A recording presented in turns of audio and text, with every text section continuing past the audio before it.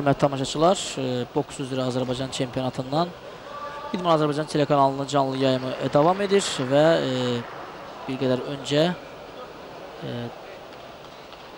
canlı yayımız getməyən ərəfədə bir görüş keçirildi. Həmin qarşılaşmada Münasib Məmmədov Rabitə İdman Klubunun yetirməsi böyük üstünlüklə Mücahid Allahverdiyevi Gəncə boksçusunu məğlubiyyətə uğratdı və yarımfinal mərhələsinə vəsiqə qazandı. Bu görüş də vaxtından əvvəl dayandırılır. Artıq birinci raundda rəqibi qarşısında aşkar üstünlüyü var idi.